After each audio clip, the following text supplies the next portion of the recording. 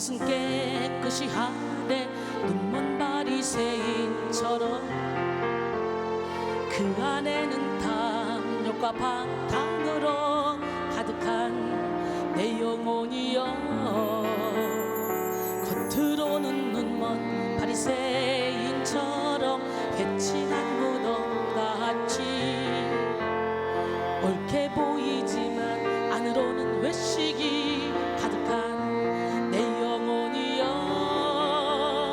너희는 먼저 안을 깨끗이 하라 너희는 먼저 안을 깨끗이 하라 말씀하신 주님의 명령대로 살기 원하네 긍휼이 풍성한 내 주님이여 사랑이 풍성한 내 주님이여 너희는 먼저 안을 깨끗이 하라 너희는 먼저 안을 깨끗이 하라 말씀하신 주님의 명령대로 살기 원하네 긍휼이 풍성한 내 주님이여 사랑이 풍성한 내 주님이여 내 안에 거하여 주인이 되어 예수답게 하옵소서 내 안에 거하여 깨끗게 하사 열매 맺게 하옵소서 내 안에 거하여 주인이 되어 예수답게 하옵소서 내 안에 거하여 깨끗게 하사 열매 맺게 하옵소서.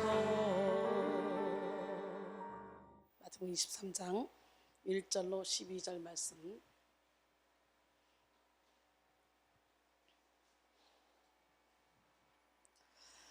이에 예수께서 무리와 제자들에게 말씀하여 이르시되 서기관들과 바리새인들이 모세의 자리에 앉았으니 그러므로 무엇이든지 그들이 말하는 바는 행하고 지키되 그들이 하는 행위는 본받지 말라. 그들은 말만 하고 행하지 아니하며 또 무거운 짐을 묶어 사람의 어깨에 지우되 자기는 이것을 한 손가락으로도 움직이려 하지 아니하며 그들의 모든 행위를 사람에게 보이고자 하나니 곧 그 경문띠를 넓게 하며 옷수를 길게 하고 잔치의 윗자리와 회당의 높은 자리와 시장에서 문안받는 것과 사람에게 랍비라 칭함을 받는 것을 좋아하느니라. 그러나 너희는 랍비라 칭함을 받지 말라. 너희 선생은 하나요 너희는 다 형제니라.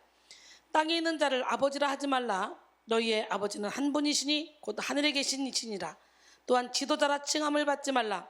너희의 지도자는 한 분이시니 곧 그리스도시니라.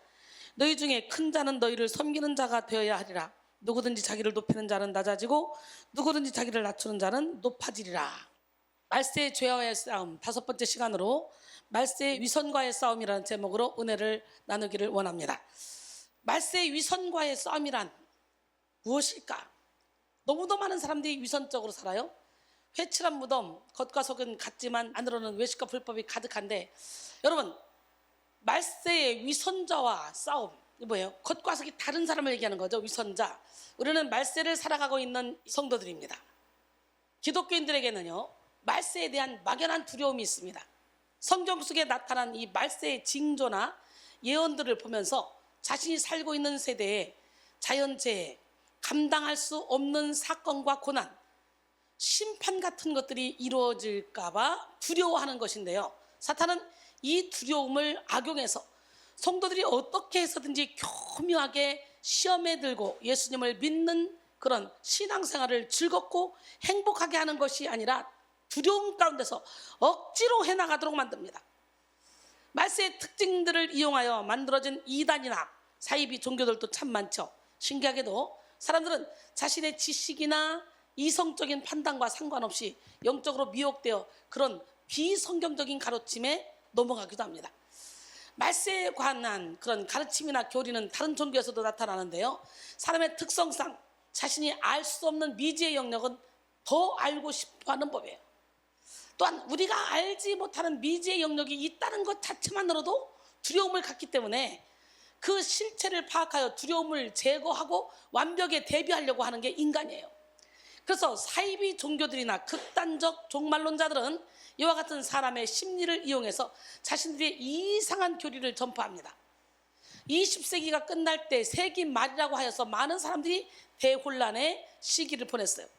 본래 세기 말은 한 세기의 끝 무렵을 의미하는 말로서 19세기가 끝났을 때 1800년대가 끝났을 때를 가리켰어요. 위기백과에 따르면 1800년대가 끝날 당시 사람들에게는 권태, 냉소, 염세, 퇴폐가 만연했다고 하는데요. 그와 동시에 새 시대에 대한 새로운 전망이 나타나기도 했습니다. 100년 후인 20세기 말 1900년대 끝 무렵에도 비슷한 풍조들이 나타났었어요. 그러나 이내 2000년대로 들어섰을 때 사람들은 빠르게 변화에 적응했고 세상의 종말이나 이렇다 할 진짜 끝이라는 것이 일어나지 않자 아주 자연스럽게 일상으로 돌아가고 변화에 적응했습니다. 우리는 예수 그리스도께서 승천하신 그 이후로부터 재림을 기다리고 있죠. 그런 의미에서 이미 말세는 우리가 경험하고 있고 이미 말세의 징조라고 보여지는 일들도 많이 나타나고 있습니다. 예수님이 승천하신 이후로부터 주님을 기다리며 살아가는 이 시대가 말세라면 우리 그리스도인들은 기름을 준비하며 기다려야 됩니다. 날이 가면 갈수록 성령에 충만해져야 돼요. 할렐루야. 오늘 이 시간에 성령의 충만함을 받기를 원합니다. 날이 가면 갈수록 주님이 주신 표대에 더 가까이 나가야 돼요. 그런데 오늘날 교회와 성도의 모습은 점점 힘을 잃어가고 있지 않아요? 성령에 충만하지 않습니다. 오히려 성령 얘기를 하면 이상하게 생각을 해요. 성령이란 말을 들어보지도 못했던 사람들 참 많더라고요. 제가 집회를 다녀보니까. 성부, 성자, 성령의 이름으로 세례를 베푸노라 하고 축도할 때 그때만 들었지 성령이란 말을 못 들었다는 그런 교회들도 있더라고요. 큰 교회들이. 확신이 없어요. 표대에 집중하지 못합니다. 그러니까 당연히 초점을 맞추지 못하죠. 이렇게 된 것은요, 예수님을 믿는 성도들이 본질을 잃어버려서 그래요. 그리고 형식에 치우쳤기 때문에 그래요. 어느 시대든지 본질을 잃고 형식에 치우친 교회나 성도들은 하나님의 책망을 받았습니다. 그러나 지금 이때는 더욱더 책망을 받아야 합니다. 날이 가면 갈수록 말세를 살아가는 우리의 자세는 더욱더 근신해야 합니다. 세상은 형식을 원하는 듯 하지만 사실은 본질상 능력이 나타나기를 원합니다. 세상이 좀 맞춰서 살기를 원하면서도 세상에 맞춰진 그리스도인들을 보면 경멸합니다. 세상의 기준에 맞추고 형식에 맞춘 기독교는 힘이 없어요. 요즘 힘이 없어. 기독교 힘이 없잖아요, 요즘에. 이럴 때 우리는 빛을 발해야 됩니다. 그래서 먼저 믿는 저와 여러분이 빛을 발할 때가 온 거예요. 그런데 본질의 능력이 미약하니까 점점 교회의 힘이 나약해지는 것을 느끼죠. 교회 속의 성도들도 마찬가지입니다. 성도들도 믿음의 본질이신 예수 그리스도를 붙들며 순수하게 신앙생활을 해야 됩니다. 그렇게 하기 위해서 우리 영성훈련 받는 거 아니에요? 그러나 자기에게 주어진 직분이나 명예에 골몰하여 위선과 외식에 물들어 사는 사람들이 얼마나 많이 있습니까? 그래서 가정이나 사업장, 직장에서는 성도로서 빛을 발하지 못하고 교회에서만 큰 소리를 내고 자기 위치와 자기 자리를 지키려는 억지들이 난무합니다. 올해 닥친 전 세계적인 위기와 고난 앞에서 기독교는 무력해 보이죠. 기독교 자체가 무능력해서가 아니에요. 우리가 믿는 하나님이 무능력해서가 아니에요. 바로 영적인 능력을 상실해버린 성도가 무력하기 때문입니다. 오늘 능력 받읍시다. 성도가 성령의 능력을 따르지 않기 때문에 영적인 능력을 잃어버린 거예요. 우리는 보통 사람 아니거든요. 왕같은 제사장이요, 거룩한 나라요, 그의 소유가 된 백성이요, 택하신 족속입니다. 하나님의 선전물이에요. 하나님의 걸작품입니다. 명품입니다. 근데 왜 이렇게 힘없이 살아요? A.W. 토저는 만약 오늘날 교회에서 성령을 뺀다 해도 우리가 하는 일의 95%가 계속될 것이다. 아무도 그 차이를 알지 못할 것이다. 그러나 신약 교회에서 성령을 뺀다면 그들이 행했던 일의 95%는 멈췄을 것이고 모두 그 차이를 알았을 것이다 라고 말합니다. 그렇기 때문에 우리는 초대교회로 가야 돼요. 성령의 인도함을 받아야 돼요. 오늘날 기독교가 성령의 능력을 의지하지 않기 때문에 교회가 위기와 고난 앞에 건강하고 대찬 대응을 하지 못하고 있어요. 우리는 예수 그리스도를 믿는 그 순간부터 이 땅의 마지막을 예비하는 자들이 되어야 돼요. 그리고 우리 스스로도 위선과 가식에 물들지 않도록 자신의 믿음을 지켜야 됩니다. 오늘 말씀의 제목에 나타난 이 위선은 마지막 때를 살아가는 성도들의 믿음을 가장 힘 빠지게 하는 원흉입니다. 오늘 여기도 위선자들 많습니다. 가식의 옷을 입고 척척척, 오늘 이 척척박사 하기를 예수 이름으로 다 몰아내시고 겉과 속이 같은 사람이 되기를 원합니다. 할렐루야. 기적의 하나님, 능력의 하나님은 살아계십니다. 그 살아계신 하나님은 지금도 불꽃 같은 눈동자로 여러분을 지켜보고 계십니다. 믿으십니까? 믿음은 순수할 때 가장 힘이 있어요. 어린아이처럼 하나님의 말씀에 더하거나 빼지 않고 있는 그대로 순수하게 믿는 사람은 결국 열매를 맺게 돼 있어요. 그러나 이리저리 재고 따지고 자신의 좋지 않은 면은 가리고 형식과 틀에 맞춰서 구색을 맞추고 그리고 내가 먹고 싶은 말씀만 먹고 버리고 싶은 사람 버리고 이런 사람에게는 전혀 열매가 없어요. 순수한 믿음으로 시작해도 육체로 마치게 돼 있어요. 갈라디아서 3장 3절로 5절, 너희가 이같이 어리석으냐? 성령으로 시작하였다가 이제는 육체로 마치겠느냐? 너희가 이같이 많은 괴로움을 헛되이 받았느냐? 과연 헛되냐? 너희에게 성령을 주시고 너희 가운데서 능력을 행하시는 이의 일이 율법의 행위에서냐? 혹은 듣고 믿음에서냐? 라고 반문합니다. 마지막 때를 살아가는 성도들 중에는 이렇게 성령으로 시작했다가 육체로 마치는 이들이 너무도 많아요. 신앙생활에는 여러 가지 내적 갈등이 일어납니다. 그러나 그 무엇보다도 우리는 우리 안에 거하는 위선과 철저하게 싸워야 돼요. 아무리 가식이 없는 성격이라 할지라도 사람들은 자신만의 세계를 가지고 있습니다. 성령으로 충만하지 않으면 철저히 자신의 자아를 자기 스스로 버릴 수가 없어요. 자아의 조정을 받을 수밖에 없어요. 그리고 하나님 앞에서 진실하지 못한 삶을 살아가게 됩니다. 진실하지 못한 삶은 마음이 청결하지 못하다는 뜻과 같습니다. 예수님께서 산상수훈을 통해 마음이 청결한 자는 복이 있다고 말씀하실 때 청결하다고 하는 말은 헬라어로 카타로스라고 하는 말인데요. 이것은 순수한, 위선이 없다라는 의미가 있습니다. 즉 우리가 위선적이며 진실하지 못하다면 하나님을 볼 수 없다는 말씀이죠. 그래서 우리는 형식에 치우친 위선을 조심해야 됩니다. 그렇다면 형식이라는 것 자체가 나쁜 것입니까? 아닙니다. 질서와 정통성의 명맥을 이어가기 위해서는 형식도 필요해요. 형식은 내용을 전달하기 위한 수단이고 내용을 제대로 전달할 수 있다면 형식은 어떤 것이 되어도 좋다고 여길 수도 있습니다. 그러나 어떤 내용도 형식 없이는 존재할 수 없기 때문에 형식과 내용을 분리하여 생각하는 것 자체가 이상한 일이에요. 그릇과 내용물은 분리되지 않습니다. 밥그릇에 밥을 담으면 이거는 밥을 담으면 밥그릇이죠. 그러면 우리가 먹는 밥이죠. 고양이 밥그릇에 밥을 담으면 누구 밥이야? 개 밥그릇에 밥을 담으면 누구 밥이야? 소 여물통에 밥을 담으면 누구 밥이야? 할렐루야. 땅바닥에 떨어진 밥은 버려야 될 음식물 쓰레기가 되어버리는 거예요. 같은 밥이라도 그릇에 따라 다른 밥이 되는 거예요. 그렇기 때문에 겉으로 보여지는 형식도 중요하다는 거지. 하나님도 모세의 율법을 통해서 이스라엘 백성들이 지킬 만한 형식들을 많이 가르쳐 주셨습니다. 그런데 그것이 본질은 아니에요. 비본질적인 것들도 갖추어 본질과 조화를 이루면 금상첨화요 하나님께 영광이 되겠지만 비본질이 본질보다 앞서게 되면 하나님의 영광을 가리게 되는 거라는 거죠. 토마스 아담스는 위선자는 은밀한 무신론자이다. 왜냐하면 만약 그가 하나님의 존재를 믿는 사람이라면 그렇게 뻔뻔스럽게 하나님 앞에서 하나님을 속이는 짓을 하지 못할 것이기 때문이다 라는 말을 했어요. 그렇죠? 또한 스펄전 목사는 위선적 신앙을 빗대어 비 없는 구름과 같고 물이라고는 한 방울도 없이 바짝 말라버린 개울과도 같다고 했습니다. 그리고 그것은 마치 연극 배우가 왕의 복장으로 분장하여 무대 위를 늠름히 거닐다가 연극이 끝난 후에는 평복으로 갈아입고 가난한 자신의 삶으로 돌아가 부끄러움을 느끼는 것과 같은 것이라고 비유해서 설교했습니다. 형식과 위선으로 가득 찬 신앙생활처럼 피곤하고 어리석은 건 없어요. 위선은 마치 아담과 하와가 범죄한 후에 자신의 모습을 감추기 위해서 무화과 나무 잎을 엮어서 만든 치마 같은 것입니다. 여러분 생각해봐요. 무화과 나무 잎 엮어서 가려봤자 그거 금방 말라 부서지죠. 그죠? 창세기 3장 7절에 이에 그들의 눈이 밝아져 자기들이 벗은 줄을 알고 무화과 나무 잎을 엮어 치마로 삼았더라 그랬어요. 완전히 감출 수도 없고 지속될 수도 없는 얄팍한 허울과 같은 것이죠.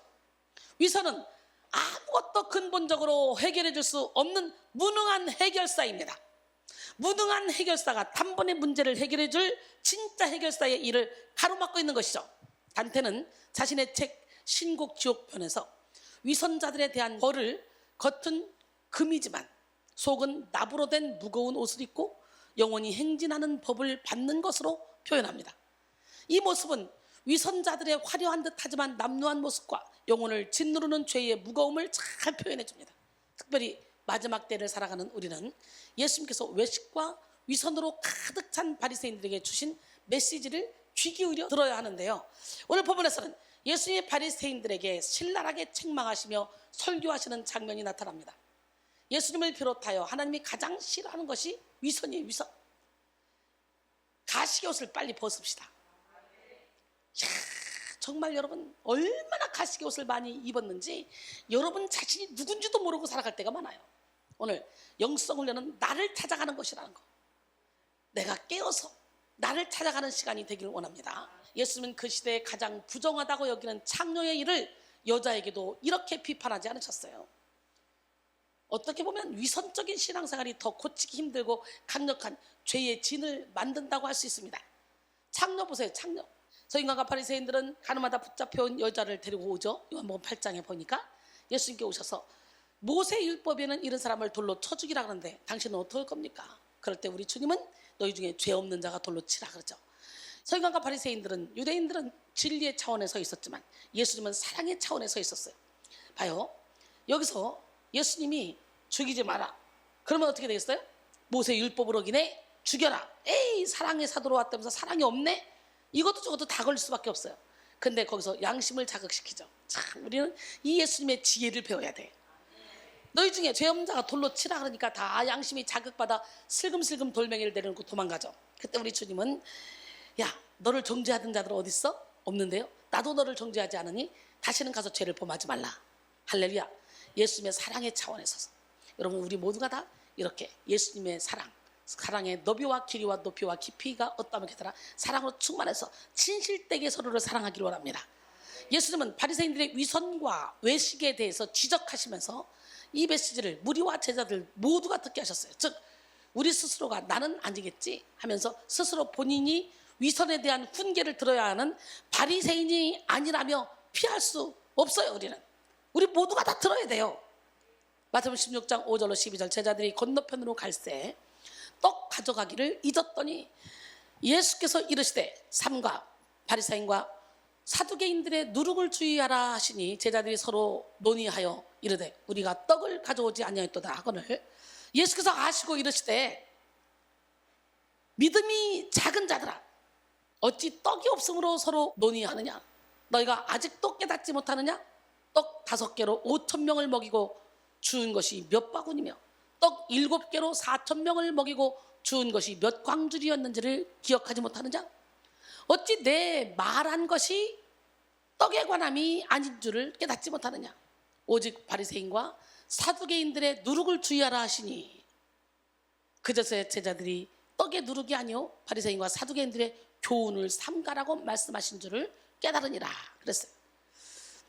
예수님은 제자들에게 당장에 먹고 마시는 것을 걱정할 것이 아니라 바리새인과 사두개인의 누룩 즉 그들의 가르침을 삼가라고 하셨습니다. 우리에게도 동일하게 말씀하셔요.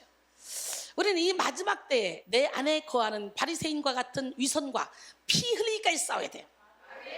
위선은 스스로를 속이는 병이에요.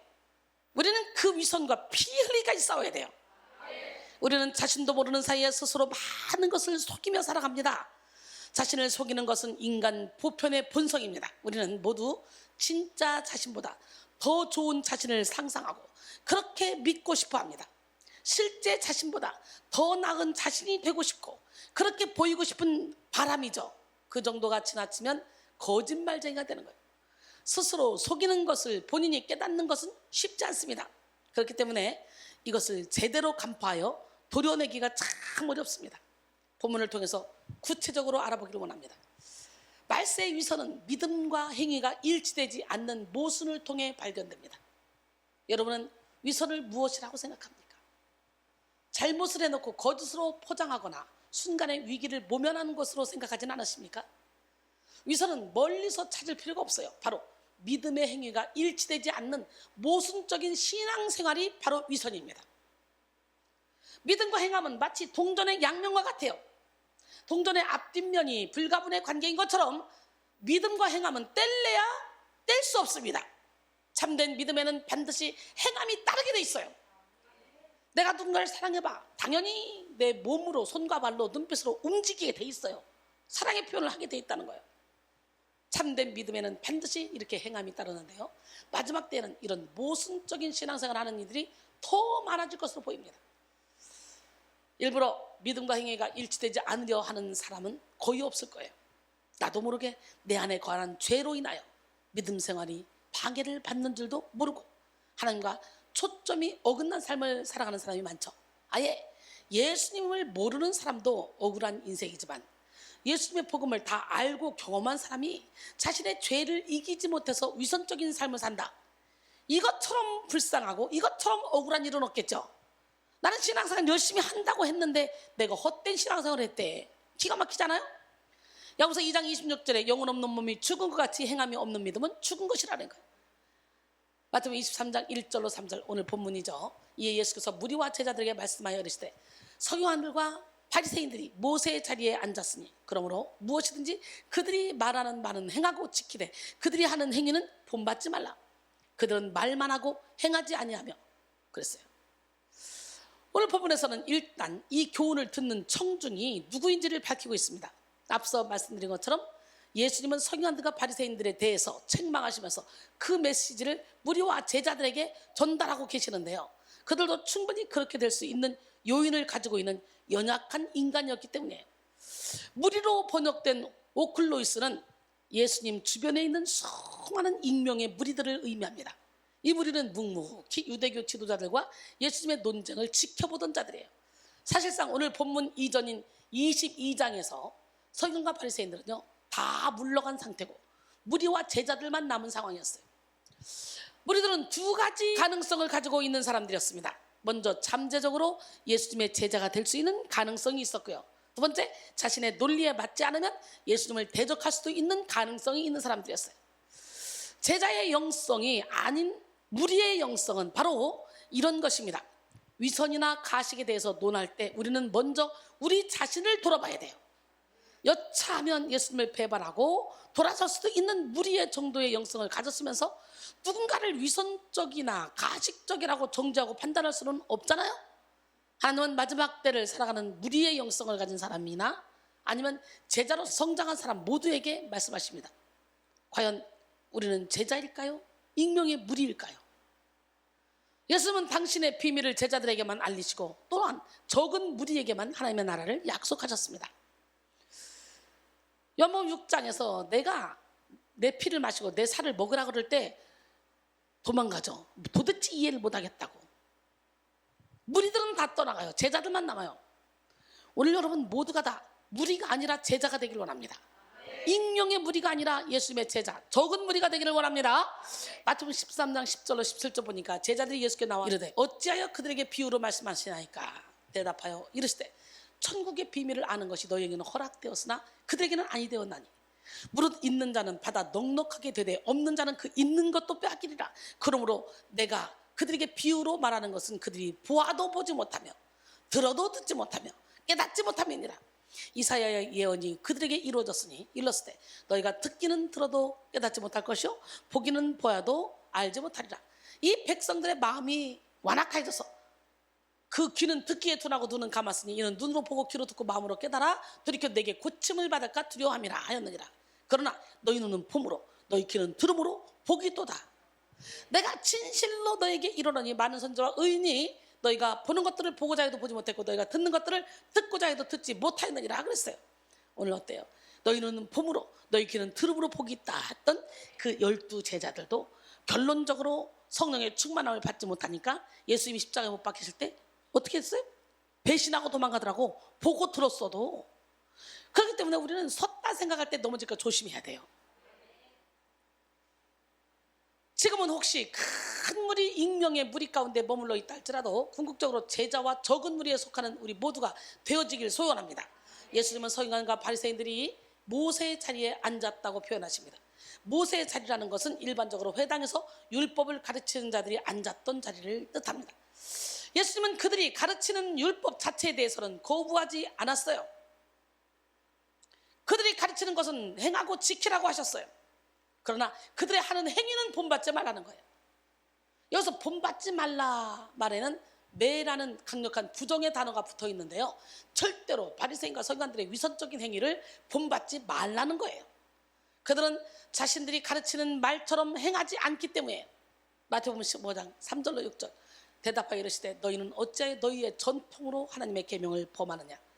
하나님이 이르셨으되 내 부모를 공경하라 하시고 또 아버지나 어머니를 비방하는 자는 반드시 죽임을 당하리라 하셨거늘 너희는 이르되 누구든지 아버지에게나 어머니에게 말하기를 내가 드려 유익하게 할 것이 하나님께 드림이 되었다고 하기만 하면 그 부모를 공경할 것이 없다 하여 너희의 전통으로 하나님의 말씀을 폐하는도다. 또 마가복음 7장 11절로 13절 보니까 너희는 이르되 사람이 아버지에게나 어머니에게나 말하기를 내가 드려 유익하게 할 것이 고르반 곧 하나님께 드림이 되었다고 하기만 하면 그만이라 하고 자기 아버지나 어머니에게 다시 아무것도 하여 드리기를 허락지 아니하여 너희가 전한 전통으로 하나님의 말씀을 폐하며 또 이 같은 일을 많이 행하느니라 하시고. 그래서 여러분, 실제로 바리새인과 서기관들은요, 율법에 가감하면서 자의적으로 부수적으로 가르치는 불필요한 가르침이 정말 많았습니다. 그들은 나름대로 그 틀대로 살아가기 위해 최선을 다하여 살았어요. 그러나 율법의 근본 정신은 잊어버렸어요. 마태복음 23장 23절로 24절 화 있을진저 외식하는 서기관들과 바리새인들이여 너희가 박하와 회양과 근처의 11조는 들이되 율법에 더 중한 바 정의와 긍휼과 믿음은 버렸도다. 그러나 이것도 행하고 저것도 버리지 말아야 할지니라. 맹인된 인도자요 하루살이는 걸러내고 낙타는 삼키는도다 그랬어요. 오늘 여러분 모두가 다 맹인이 되지 말아야 돼. 그들은요 채소와 같이 사소한 부분까지 11조를 드리면서 율법의 근본 정신인 의, 신을 저버렸어요. 대표적인 예로 부모에게 드려야 될 것을 하나님께 드린다 맹세하기만 하면 부모를 공경하지 않아도 된다는 그런 고르반 사상이 있었다는 거죠. 박하로 번역된 헤디오스모는 향기롭고 달콤한 냄새가 나는 이라는 의미를 가진 단어이고 조그마하고 향기나는 일종의 향료 식물입니다. 유대인들은 이 식물의 가루나 즙을 집이나 회당의 바닥에 뿌려서 향기를 냈습니다. 또 회양으로 번역된 아네도는 미나리과에 속하는 식물로서 양념류의 향료로 사용됐어요. 그리고 근체로 번역된 퀴마노는 미나리과에 속하는 향기가 짙은 식물로서 양념이나 약용으로 사용되는데요, 이 서기관과 바리새인들은 이것을 11조로 드렸어요. 사소한 야채까지도 11조로 드렸다는 거, 거기서 떼어서 그렇게 열심을 냈다는 거예요. 근데 예수님은 율법 자체나 율법을 가르치는 자리에 있는 것 자체는 나쁘게 보셨던 것이 아니죠. 만약에 그들이 율법도 성실하게 가르치고 지키며 영적인 감각도 민감해져서 예수님을 메시아로 알아보았다면 그보다 더 큰 금상첨화는 없겠죠. 그런데 그렇지 않았어요.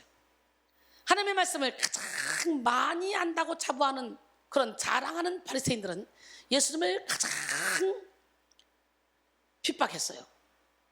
알아보지 못했어요. 잡아 죽이잖아요.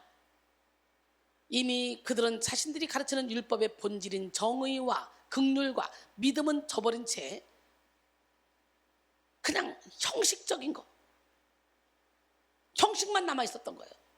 신앙생활에 있어서 이런 본질을 잘 새기는 것은 쉽지가 않아요. 인간은 생각하는 존재죠. 그 생각을 조종하는 것은 성령 아니면 악령이겠죠. 그런데 우리는 본질상 진노의 자녀로 태어났기 때문에 성령으로 씻음받지 않은 우리의 생각은 무조건 틀려. 시시때때로 사탄의 조종을 받을 수 있다는 걸 알아야 돼요. 이 시간 겉과 속이 같은 사람이 되어 행함이 있는 믿음을 갖기를 원합니다.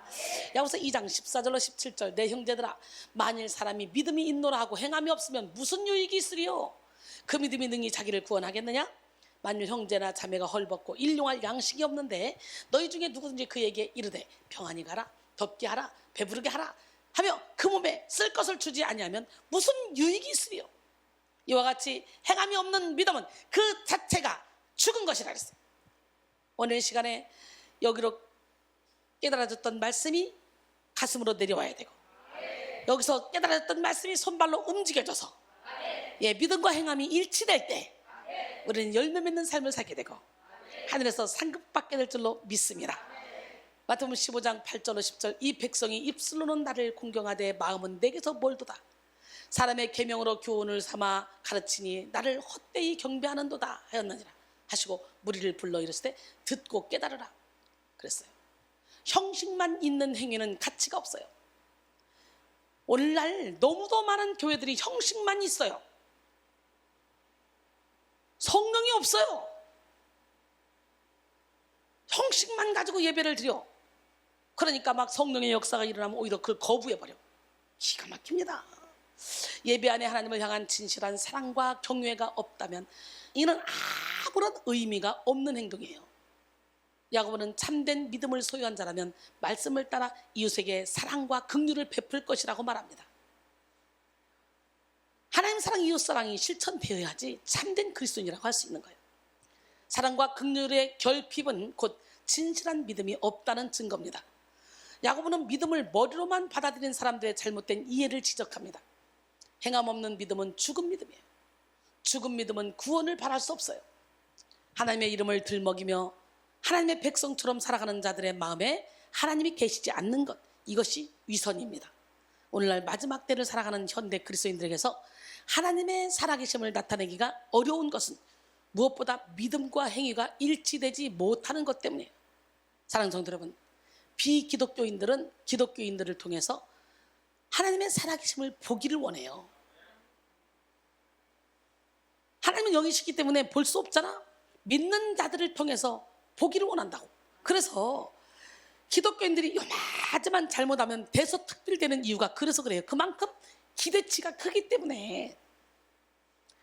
일반 사람들은 그냥 그럴 수 있지, 뭐 그럴 수 있지, 그냥 지나가. 그런데 교회를 다니면 그러면 안 되는 거 아니야? 이런 생각을 갖고 있다는 거야. 특히나 기독교인들의 착한 행실, 권세 있는 믿음, 빛을 발하는 헌신, 깨어있는 정신을 기대합니다. 세상 사람들은. 그러기에 기대에 못 미치는 그리스도인들을 보면 분노하는 거예요. 우리 주님은 말씀하시죠. 마태복음 5장 14절로 16절, 너희는 세상의 빛이라. 산 위에 있는 동네가 숨겨지지 못할 것이요 사람이 등불을 켜서 말 아래에 두지 아니하고 등경 위에 두나니 이러므로 집안 모든 사람에게 비치는지라. 이같이 너희 빛이 사람 앞에 비치게 하여 그들로 너희 착한 행실을 보고 하늘에 계신 너희 아버지께 영광을 돌리게 하라 그랬어요. 우리는 두려움과 불안이 만연한 이 세상 속에서 흔들리지 않는 믿음과 하나님이 주시는 평안의 능력을 나타내므로 살아계신 하나님을 증거해야 돼요. 세상의 빛의 사명, 소금의 사명을 감당하는 우리 모두가 되기를 원합니다. 구원은 믿음으로 말미암아 얻는 것이죠. 그러나 진실한 믿음은 행위가 따라오게 돼 있다는 거지. 행위는 육신의 정욕, 안목의 정욕, 이 생의 자랑에 물들어 있으면서도 지향하는 목표만 숭고하다면 스스로 속이는 거예요. 요즘 유튜브나 TV 등 여러 가지 매개체를 통해서 훌륭한 설교나 메시지를 들을 수 있는 기회가 참 많죠. 다양한 의견도 접할 수가 있죠. 그런데 단점도 있습니다. 듣기만 하여 자신을 속이는 자가 된다는 거지. 요거만 커져가지고 야고보서 1장 22절로 25절, 너희는 말씀을 행하는 자가 되고 듣기만 하여 자신을 속이는 자가 되지 말라. 누구든지 말씀을 듣고 행하지 아니하면 그는 거울로 자기의 생긴 얼굴을 보는 사람과 같아서 제 자신을 보고 가서 그 모습이 어떠했는지를 곧 잊어버리거니와. 자유롭게 하는 온전한 율법을 들여다보고 있는 자는 듣고 잊어버리는 자가 아니요 실천하는 자니 이 사람은 그 행하는 일에 복을 받으리라 그랬어요. 옛날에는 믿는 자들이 하나님의 말씀이 궁금하고 또 여러 가지 혼란스러운 어려운 일이 생기면 스스로 몸을 일으켜서 예배당에 나가서 목사님의 말씀을 청종하고 막 눈물 뿌려 기도를 했잖아요. 또한 기도하러 산에 올라가서 방언받겨서 그냥 소나무 기둥뿌리 하나 뽑으려고 작정하고 날새고 막 스산한 짐승 소리 나도 막 거기 가서 막 담력 키우려고 막 그러고 붙잡고 기도하고 막 이렇게 적극적으로 기도했던 시절이 있어요. 물론 그 가운데서도 위선적인 신앙의 태도를 가진 사람들도 많이 있죠. 그리고 산기도 갔다가 귀신 들려오는 사람들도 많이 있어요. 근데 요즘은 많은 성도들이 위선에 빠질 수밖에 없는 환경 속에 놓이게 됐어. 손가락 몇 번만 착착착 움직이면 세상에서 가장 유명한 목사님들의 말씀을 막 들을 수 있어. 온라인으로 예배를 인도해주는 교회가 막 기하급수적으로 많아지고 있어. 물론 온라인을 통해서도 은혜를 받을 수 있죠. 온라인을 통해 은혜 받고 병 고치고 막 미움이 사라졌고 막 이런 간증하는 사람들 많아요. 제 설교를 듣고. 그러나 분명한 것은요, 이런 양상이 믿음이 연약한 자에게 적용될 때는 영적 나태함과 위선적인 신앙으로 도태될 수 있는 위험이 있다는 것입니다. 우리는 믿음과 행위가 일치되지 않는 자신에 대해서 탄식하고 안타까워하며 슬퍼해야 돼. 그것이 영적으로 깨어있는 자세입니다. 그러나 처음에는 믿음대로 살거나 믿음대로 사는 것에 대해서 영적 부담감도 느껴보지만 점점 컨트롤을 할 수가 없어지게 되면 양심도 굳어져 버려. 목사님도 저렇게 사는데 뭐, 저 장로님도 그렇게 사는데 뭐, 굳어져 버립니다. 사랑은 명사가 아니라 동사라는 말이 있어요. 하나님을 사랑한다고 고백하여도, 하나님을 경외한다 고백하여도 하나님의 말씀하시는 메시지를 청종하지 않고 행하지 않거나 그런 노력조차 하지 않으면 이건 다 위선입니다. 위선. 요한복음 14장 21절에 나의 계명을 지키는 자라야 나를 사랑하는 자니 나를 사랑하는 자는 내 아버지께 사랑을 받을 것이요 나도 그를 사랑하여 그에게 나를 나타내리라 그랬어요. 바리새인들은 성경에 대한 지식으로만 따지면 예수님께 가장 인정받고 사랑받아야 될 조건을 갖췄습니다. 그러나 예수님은 그들에게 창기나 세리에게 대하셨던 태도보다 훨씬 더 강경하고 더 무섭게 대하셨어요. 마태복음 23장 33절에 뱀들아, 독사의 새끼들아, 너희가 어떻게 지옥의 판결을 피하겠느냐 그랬어요. 사랑하는 성도 여러분, 매일 다짐하고 또 다짐하고 또 다짐해도 믿음과 행위가 곧바로 일치되지 않죠.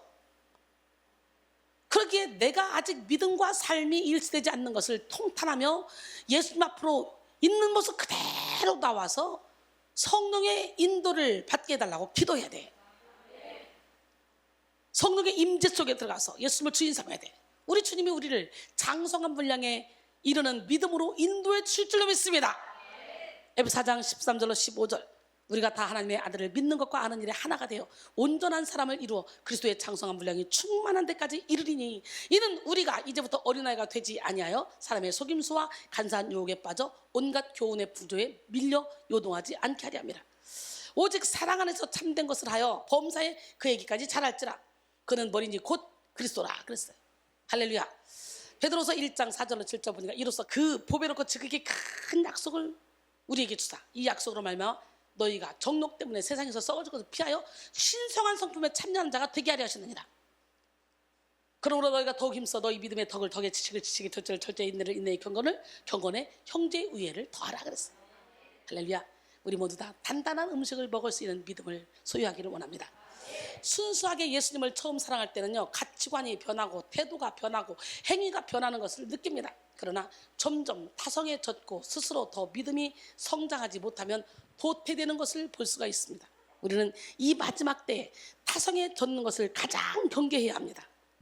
믿음만큼 행위가 따르지 않게 되면 나중에는 아무렇지도 않고 양심의 가책도 받지 않고 오히려 스스로 믿음만큼 행위가 따르는 줄 알고 착각합니다. 바리새인과 서기관들의 언행이 그랬습니다. 그들은 자기 의에 도취되어 있었고 믿음만큼 행위가 따라가지 못하고 있다는 영적인 자각을 전혀 하지 못했어요. 우리도 이런 모습이 있지는 않은지 돌아봐야 됩니다. 우리는 스스로 위선이 있다는 사실을 자각하기가 어렵죠. 사람들은 저마다 자신은 진솔한 사람이라고 생각하고 다른 이들의 위선에 대해서 굉장한 분노를 느낍니다. 말세의 위선 그 실체는 교만으로 인한 거품과 허영입니다. 오늘 본문 마태복음 23장 4절로 5절, 또 무거운 짐을 묶어 사람의 어깨에 지우되 자기는 이것을 한 손가락으로도 움직이려 하지 아니하며 그들의 모든 행위를 사람에게 보이고자 하나니 곧 그 경문띠를 넓게 하며 옷수를 길게 하고 그랬어요. 오늘 본문에서 예수님은 바리새인과 서기관들은 지키지도 못할 짐스러운 많은 틀을 만들어 놓고 다른 사람들의 어깨에 지울 뿐 자신들은 전혀 지키지 않는다고 했습니다. 여기서 말하는 짐은 원어로 포르티아인데요. 무겁고 감당하기 어려운 여러 개의 짐들이라는 뜻을 가지고 있습니다. 실제로 그들이 율법을 잘 지키기 위해서는 세부적인 규정들을 의미하는데요. 바리새인들과 서기관들은요 613개의 세부 율법을 만들어버렸어요. 쪼개고 또 쪼개고 또 쪼개고.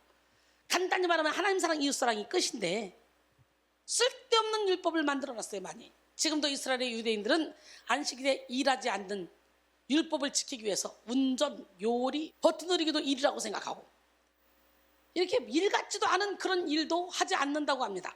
안식일에는 어떤 일도 해서는 안 되기 때문에 에어컨 스위치를 눌러서 기계를 돌리는 것은 율법을 어기는 것이라서 이웃집 이방인에게 에어컨을 눌러달라고 부탁하는 일도 있었다 그래요. 이웃집 이방인에게 에어컨 좀 눌러줘. 안식일이 시작되는 밤에 복도에 자동 점등을 잊은 어느 유대인 아주머니가 어두운 계단을 내려가다가 미끄러져 굴러서 머리를 다치는 사고가 있기도 했다 그래요. 귀가가 늦은 어느 유대 교인이 안식일을 지키기 위해 길가운데 세워두고 간 차 때문에 경찰들이 출동해서 이를 애를 먹는 경우도 있었다고 해요. 모든 호텔이나 고층 아파트에서는 안식일 전용 엘리베이터가 작동해서 탑승자의 의도와 상관없이 층마다 자동으로 문이 열리고 닫혀서 많은 불편함을 주기도 했다 그래요. 이런 규정들은 모세가 전해준 기존 율법을 변질시켜 사람들을 율법의 노예로 만들어버린 거죠. 사람들에게 도저히 감당할 수 없는 구속이 되었습니다. 율법의 준수와 형식만 강조됐을 뿐 본래 율법이 지니고 있는 하나님 사랑이 율법을 통해 드러나지 않게 되었다는 거죠. 본문 4절에서 어깨와 한 손가락이라는 개념이 나오죠. 일반 사람들에게는 무거운 멍에와 같은 짐을 어깨에 지워서 주저앉게 했지만 바리새인 그들 자신은 지키지 못하는 이들을 보며 정죄하고 그들에게 하나님의 긍휼을 나타내지 못했습니다. 그들이 메고 있는 멍에를 가볍게 해줄 아량이 전혀 없었어요. 이것은 그들의 교만으로 은근히 하나님과 백성들의 사이를 교묘하게 이간질하는 것입니다. 대체적으로 교만한 사람들은 우월의식에 빠져 있는 경우가 많이 있죠. 우월감을 한자로 풀이해보면요 뛰어날 우에 넘을 월, 느낄 감, 이는 남을 넉넉하게 뛰어넘어 느끼는 감정이라는 뜻이에요. 우월감에 빠진 사람들은요 종종 자신이 평균보다 뛰어나다고 생각하는 경우가 많이 있죠. 학교를 다니는 학생의 경우에는 적어도 평균 이상은 하고 있다고 생각하며 사회에 나와서도 적어도 평균 이상으로 살아가고 있다고 생각합니다. 이런 사람들이 자신이 평균보다 뛰어나다고 생각하는 일종의 착각을 하는데요. 그러더라고요. 우리 박혜주 권사님도 내가 보니까 영적으로 엉망진창인데 자기에 의해 도취되어 있는데 나는 한 교양해. 아유 교양하고는 근처도 못 갔었거든요. 교양 교자도 못 꺼내, 기억자도 못 꺼냈었거든요. 근데 나는 한 교양하는 사람이야. 나는 한 영권 하는 사람이야. 막 이러면서 굉장히 우월감을 가지고 있었대요. 그런 분이 야 이렇게 깨지고 부서지고 무너져가지고 얼마나 아름다운 사람으로 바뀌었는지 몰라. 우월감은 오스트리아의 정신의학자인 아들러가 처음 사용한 용어로 자기 자신이 남보다 우수하다는 객관성은 내포되어 있지 않습니다. 우리는 교만으로부터 온 우월의식을 십자가에 못 박고 연약한 자를 사랑하시는 은혜를 누려야 돼요. 마태복음 11장 28절 30절 보니까 수고하고 무거운 짐진 자들아 다 내게로 오라. 내가 너희를 쉬게 하리라. 나는 마음이 온유하고 겸손하니 나의 멍에를 메고 내게 배우라. 그리하면 너희 마음이 쉼을 얻으리니 이는 내 멍에는 쉽고 내 짐은 가벼움이라. 그랬어요. 할렐루야. 오늘 주님께 다 맡길까요? 수고하고 무거운 모든 짐을 주님께 맡기는 시간이 되기로 합니다. 죄짐 맡은 우리 구주 함께 찬양합니다.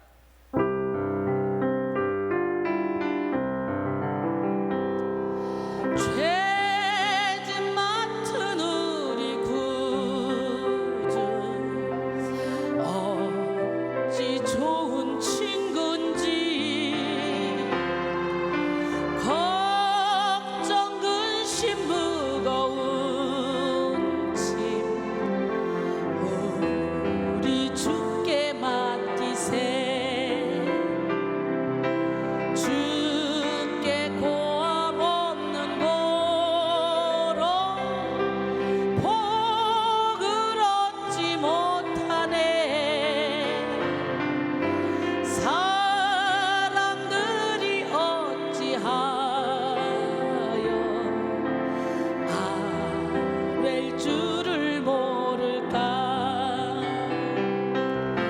시험 걱정 모든 괴로움 없는 사람 누군가 부질없이 낙심 말고 기도 드려 아뢰세. 이런 진실하신 친구 찾아볼 수 있을까? 우리 약함 아시오니 없지 아니하겠까. 성령 받으라 성령 받으라 예수 내게 말씀하셔서. 성령 받으라 성령 받으라 예수 내게 말씀하셔서. 할렐루야 성령 받았네 나는 성령 받았네. 할렐루야 성령 받았네 나는 성령 받았네. 능력 받으라 능력 받으라 예수 내게 말씀하셔서. 능력 받으라 능력 받으라 예수 내게 말씀하셔서. 할렐루야 능력 받았네 나는 능력 받았네. 할렐루야 능력 받았네 나는 능력 받았네. 치료받으라 치료받으라 예수 내게 말씀하셔서. 치료받으라 치료받으라 예수 내게 말씀하셔서. 할렐루야 치료받았네 나는 치료받았네. 할렐루야 치료받았네 나는 치료받았네. 내 주의 은혜 강가로 저 십자가의 강가로 내 주의 사랑 있는 곳. 내 주의 강가로 내 주의 은혜 강가로 저 십자가의 강가로 내 주의 사랑 있는 곳. 내 주의 강가로 가란 나의 영혼을 생수로 가득 채우소서. 피곤한 내 영혼 위에 내 주의 은혜 강가로 저 십자가의 강가로 내 주의 사랑 있는 곳. 내 주의 강가로 가란 나의 영혼을 생수로 가득 채우소서. 피곤한 내 영혼 위에 내 주의 은혜 강가로 저 십자가의 강가로 내 주의 사랑 있는 곳. 내 주의 강가로. 할렐루야. 주님의 은혜의 강가로 가서 우리는 모든 죄악을 씻어버리고 회칠한 무덤을 다 벗기고 그 안에 어둠을 다 몰아내고 은혜와 진리로 말씀으로 가득 채워지는 시간이 되기로 합니다. 위선을 다 씻어 내버리길 바랍니다. 예수님은 친히 그들의 멍에를 가볍게 해주시겠다고 말씀하셨죠. 그것처럼 오늘 우리 이 시간 수고하고 무거운 짐을 주님께 맡겨드림으로 진리의 자유 가운데 거하는 우리 모두가 되기로 합니다. 예수님은요, 온유하고 겸손하시지만 서기관과 바리새인들의 마음은 자기들밖에 모르는 교만한 마음으로 가득했잖아요. 교만은 허영을 만들어냅니다. 교만한 사람은 자신을 알지도 못해요. 그러기에 스스로 어떤 사람인지 깨달을 수도 없어요. 내가 교만한지도 몰라요. 우리는 말씀의 거울에 비추어서 깨닫는 은혜를 받아야 돼요. 그러니까 사도 바울이 전에 율법을 깨닫지 못했을 때는 내가 살았더니 계명의 이름에 죄는 사람으로 난 죽었다. 그리고 내 안에서 두 가지 법이 싸우는 걸 본다. 그러면서 내가 원하지 않는 그것을 하면 이를 행하는 자는 내가 하는 것이 아니고 내 속에 거는 죄니라. 그러면 내가 한 법을 깨달았느니 곧 선을 행하기 원한 나에게 악이 함께 있는 것이로다. 내 속사람으로 하나님의 법을 즐거워하되 내 지체 속에서 한 다른 법이 내 마음의 법과 싸워 내 지체 속에 있는 죄의 법으로 나를 살아없는 것을 보는도다. 오라 나는 곤고한 사람이로다. 이 사망의 몸에서 누가 나를 건져내랴. 그러고 탄식하잖아요. 말씀의 빛을 받아서 여러분들도 여러분 안에 있는 이 어둠이 보여야 되고 깨달아야 되고 느껴야 되고 나는 죽고 예수로 살아야 되고 예수님이 이 안에 들어가면 막 죄들이 나가려고 벌떡 일어나 싸움을 걸어와. 우리는 이 죄와 싸우기를 피 흘리기까지 해야 돼요. 존 버년의 철로 역정 가운데 주인공 그리스도인과 믿음이라는 두 정직한 순례자가 허영이라는 이름의 마을을 통과합니다. 이 마을에 있는 모든 사람이 허영에 들떠있는 마을인데요, 이곳에는 허영의 시장이라는 시장이 있습니다. 이 시장은 아주 오래전부터 세워진 시장인데요, 천성을 향하여 순례하는 자들은 반드시 이 시장을 통과해야만 돼요. 그 길이 연중 무휴의 허영 시장에서 파는 상품으로 가옥, 토지, 직위, 명예, 직급, 귀족 칭호, 국가, 왕국, 지정, 향락, 그리고 매춘부, 부장이, 아내, 남편, 어린이, 주인, 하인, 생명, 피, 육체, 영혼, 은, 금, 진주, 보석 등등 온갖 오락물과 상품이 진열되어 있습니다. 두 순례자도 천성을 가기 위하여 허영시장을 통과했는데요, 저들이 들어서자마자 즉각 사람들이 웅성입니다. 그들이 너무나 자신들과 달랐기 때문이에요. 첫째, 그들의 옷차림이 달랐고 그들의 말도 달랐으며 상품을 사라고 아무리 고함을 질러도 관심이 없어요. 그들은 귀를 막고 눈을 들어 하늘만 바라보는 거예요. 시장의 사람들은 두 사람을 불쾌하게 여겼고 이 소식은 시장의 주인에게 알려졌습니다. 시장 주인은 순례자의 설명을 듣지도 않아요.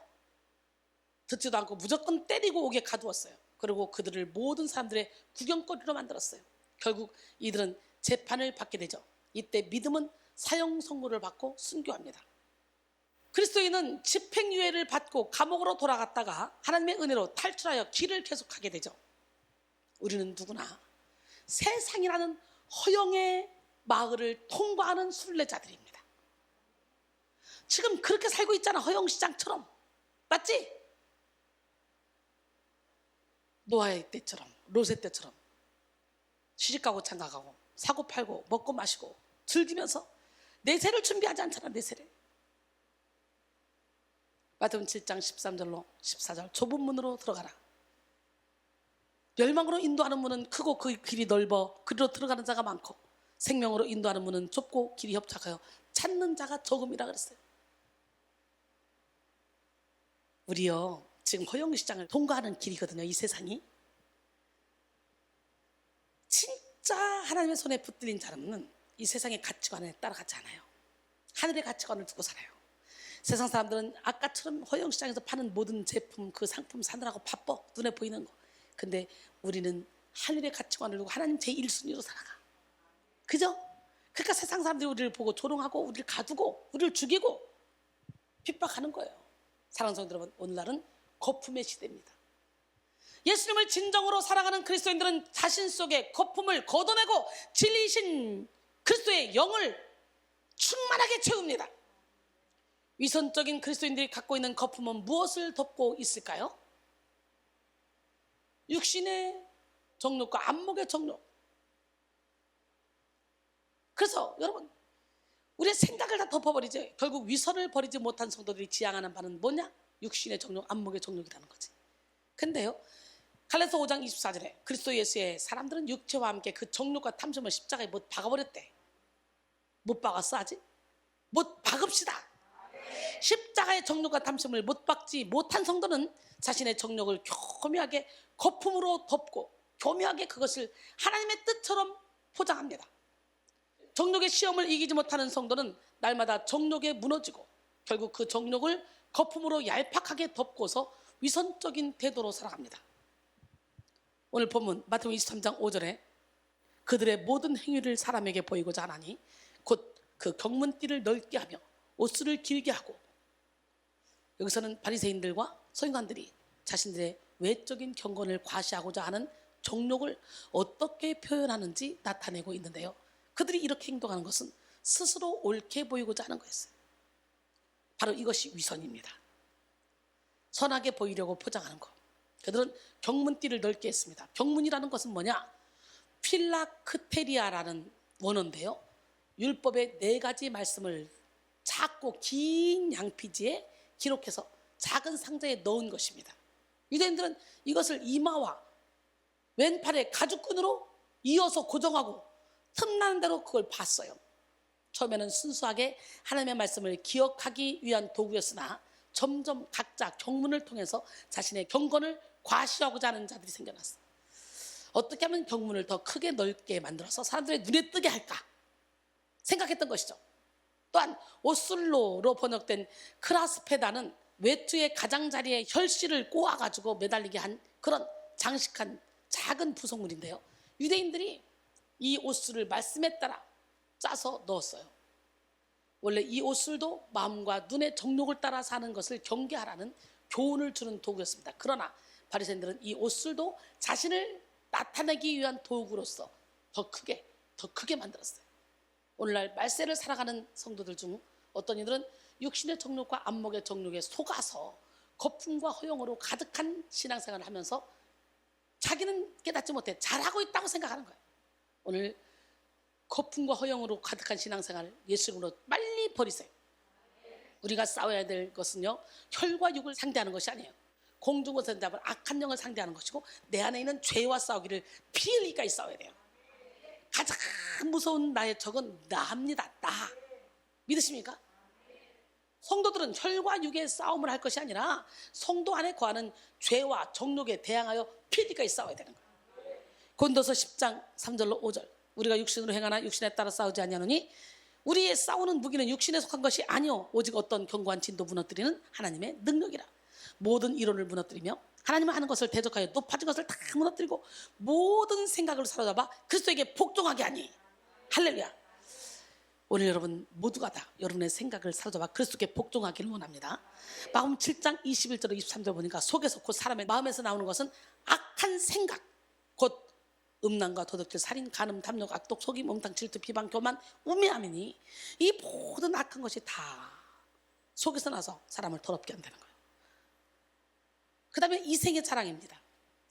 마태복음 23장 6절로 7절, 잔치의 윗자리와 회당의 높은 자리와 시장에서 문안받는 것과 사람에게 랍비라가 칭함받는 것을 좋아하느니라 그랬어요. 여기서 윗자리는 잔치상의 오른쪽 상단 끝에 있는 자리인데요, 유대인 세계에서는 가장 귀한 손님에게 그 자리를 주었다고 합니다. 손님들 중에는 그 상석을 차지하기 위해서 다툼을 벌이는 상황도 때로는 벌어졌다고 합니다.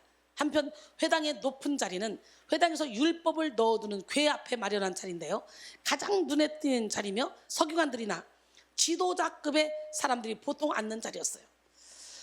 회당에서 직책을 맡은 사람들은 사람들에게 존경받고 싶은 마음에 그 높은 자리에 앉기를 좋아했다고 합니다. 제가 어떤 교회를 갔더니요, 장로석이 따로 있더라고요. 그래가지고 아예 목사님 옆에 이쪽에 장로석 딱 만들어서 장로들이 여기 딱 앉아있더라고요. 위화감을 느끼더라고. 그래서 와, 대단하다. 딱 이거 아니에요 이거? 본문 7절에는 사람들에게 문안 인사 받기를 즐기고 랍비라며 높여주는 호칭을 좋아하는 종교 지도자들의 허영심을 지적합니다. 마을들이나 시장들을 다니며 문안 인사받는 것은 대단히 자긍심을 느낄 만한 일이고 자랑스러운 일이었다고 합니다. 높은 자리와 윗자리에 앉으며 거들먹거리고 사람들이 모인 곳에서 문안받는 것을 좋아했던 것은 자기 자랑하기를 좋아하고 스스로를 높이는 교만심에서 비롯된 것이었습니다. 랍비를 랍비라고 부르는 것이 잘못된 것이 아니라 자신을 부르는 호칭을 통해서 자랑과 영광을 얻으려고 하는 아주 육적인 숨은 마음이 잘못된 것이었어요. 바리새인과 서기관뿐만 아니라 오늘날에도 신앙의 연륜이나 교회 안에서 자신이 맡은 직분을 가지고 스스로 자랑하기를 좋아하고 그것으로 육적인 영광을 취하고자 하는 그런 위선적인 성도들이 아주 많습니다. 아직 이 생의 자랑을 버리지 못해서 허영심의 구름에 둥둥 떠다니는 성도들이죠. 이들은 자신들이 구름 속에 있는 줄도 모르고 하늘 위를 날고 있다고 생각합니다. 그것에 취해서 모든 것을 누리고 있다고 생각하죠. 말세 이런 성도는 그 구름이 터지면 추락할 수밖에 없다는 사실을 기억해야 돼요. 우리는 단순히 교회만 다닌다고 해서 그 사람이 훌륭하다는 것을 입증할 수 없어요. 여러분, 우리는 교회 안에서 나름대로 큰 직분이 주어졌다고 해서 그것이 자기의 자랑이 되면 안 돼. 오히려 성도를 섬기며 예수 그리스도의 십자가만을 자랑해야 돼. 갈라디아서 6장 14절에 그러나 내게는 우리 주 예수 그리스도의 십자가 외에 결코 자랑할 것이 없으니 그리스도로 말미암아 세상이 나를 대하여 십자가에 못 박히고 내가 또한 세상을 대하여 그러하니라 그랬어요. 토마스 왓슨은 회개는 위선자들에게 필요하다. 위선은 성결을 위장하는 것이며 위선자 또는 무대 연기자는 도덕가보다 한술 더 떠서 종교의 의상으로 몸치장을 하고 있다. 여러분, 종교의 의상으로 몸치장을 하고 여기 오지는 않았어요? 그는 경건의 형식은 자초하지만 능력은 부인한다. 위선자는 아름다운 외관을 가진 집 같지만 모든 방안은 어둡다. 그는 아름답게 금박을 입힌 썩은 기둥이며 그는 신앙 고백의 가면 밑에 자기의 전염병의 상처를 감춘다. 위선자는 얼굴을 화장하는 것은 반대하지만 거룩을 꾸미는 화장을 한다. 그는 겉으로 선하기 때문에 정말로 악할 수 있다. 위선자는 그의 눈을 하늘나라에 못 박아 놓고 있는 것 같으나 그의 마음은 불순한 유격으로 가득 차 있다. 그는 그의 양심에 역행하여 비밀한 죄 가운데 살아간다. 그는 말씀을 듣지만 오로지 귀뿐이다. 그는 교회의 헌신에 열심이며 그 점에서 다른 사람들이 그를 바라보고 그를 칭찬하지만 그러나 그는 가정과 골방 기도를 등한시한다. 위선자는 겸손을 가장하지만 이것은 세상에서 출세하기 위해서이다. 믿음을 자처하지만 그는 믿음을 방패로 삼기보다 오히려 가면으로 삼아 이용한다. 그는 겨드랑이에 성경책을 끼고 다니지만 자기 마음속에는 가지고 다니지 않는다. 말씀의 촛대를 가지고 당신의 마음속을 조사해서 혹시 거기서 아무 회개거리도 찾아낼 수 없을지 살펴보라 라고 했습니다. 여러분, 위선자는 아닌지요? 오늘 여러분 이런 위선과 싸우지 않고 그대로 살아가지는 않은지 여러분 자신을 보고 회개해야 돼. 그리고 우리는 이 위선과 싸워야 돼. 시편 139편 23절 24절 하나님이여 나를 살피사 내 마음을 아시며 나를 시험하사 내 뜻을 아옵소서. 내게 무슨 악한 행위가 있나 보시고 나를 영원한 길로 인도하소서. 이 기도의 고백이 여러분의 고백이 되길 원합니다. 그 다음에 말세의 위선은요 오직 나를 낮추고 하나님 한 분만을 바라볼 때 싸움에서 승리할 수가 있는 거예요. 오늘 본문 마태복음 23장 8절로 10절 말씀 그러나 너희는 랍비라 칭함을 받지 말라. 너희 선생은 하나요 너희는 다 형제니라. 땅에 있는 자를 아버지라 하지 말라. 너희 아버지는 한 분이시니 곧 하늘에 계시니시니라. 또한 지도자라 칭함을 받지 말라. 너희의 지도자는 한 분이시니 곧 그리스도시라 그랬어요. 예수님은 하나님 안에서는 다 형제일 뿐이라고 말씀하십니다. 형제로 번역된 아델포이는 문자적으로 한 부모 아래서 태어난 형제지간을 의미합니다. 오늘 본문에서 형제는 이스라엘이라는 하나의 민족, 하나님께 속한 부름받은 동등한 존재를 뜻합니다. 인간은 다 피조물이에요. 아무리 더 잘나 보이고 더 선해 보이려고 노력을 해도 하나님 앞에서는 다 피조물일 뿐입니다. 하나님 앞에서는 높고 낮음이 없어요. 땅에 있는 자를 아버지라 하지 말고 또한 지도자라 칭함을 받지 말라고 했는데 이 지도자는 진리로 인도하는 사람을 의미합니다. 인간은 결코 참된 선생이라 할 수 없으며 참 아버지가 될 수 없어요. 우리가 영적인 안내자를 잘 만나는 거 중요합니다. 그러나 그 영적인 안내자를 잘 만나야 되는 이유는 다른 게 아니에요. 우리 하나님을 만나기 위함이에요. 그러니까 참 중요한 것은 우리 하나님을 만나야 되는 거예요. 우리 영혼의 진정한 아버지와 지도자는 예수 그리스도밖에 없다는 질서가 우리 안에 세워질 때 위선과의 싸움에서 승리할 수가 있습니다. 위선적인 사람은 결국 하나님의 영광을 가로채는 사람이에요. 하나님의 영광을 가리우지 않는 척하면서 가장 하나님이 없는 것처럼 행동하는 사람이죠. 위선적인 사람들 스스로도 자신이 위선으로서 하나님의 영광을 가로채고 있는지 전혀 깨닫기가 어려워요. 가시의 옷이 두껍고 많을수록 자신의 진실한 본색을 알기가 어렵다는 거예요. 그래서 너무도 많은 사람들이 내가 누군지도 모르고 살아가 지금. 그래서 영성 훈련은 나를 찾아가는 거라니까. 나를 가시의 옷을 또 벗고 가면을 또 벗고 위선을 벗고. 그래서 하나님의 영으로 가득 채워진다. 내 속사람 아담과 하와 범죄하기 이전에 아주 흠도 없고 점도 없었던 그나 죄는요 덧붙여진 거잖아요. 그렇기 때문에 얼마든지 떼어낼 수가 있어요. 또한 위선은 인간의 아주 깊은 부패성에서 나오는 것이기 때문에 단순히 인격을 고치려고 노력해서 바뀌는 것도 아니에요. 하나님 안에서 영혼의 문제를 해결받아야만 하는. 네, 그거 하기 위해서는 어떻게 돼? 반드시 영적 싸움을 거쳐야 된다는 거지. 오늘 본문 마태복음 23장 11절로 12절 너희 중에 큰 자는 너희를 섬기는 자가 되어야 하리라. 누구든지 자기를 높이는 자는 낮아지고 누구든지 자기를 낮추는 자는 높아지리라 그랬어요. 이 말씀에서 큰 자는 섬겨야 한다고 말했죠. 예수님은 이 본을 보이셨어. 그래서 마가복음 10장 45절에 인자가 온 것은 섬김을 받으려 함이 아니라 도리어 섬기려 하고 자기 목숨을 많은 사람의 대성물로 주려 함이라 그랬어요. 할렐루야.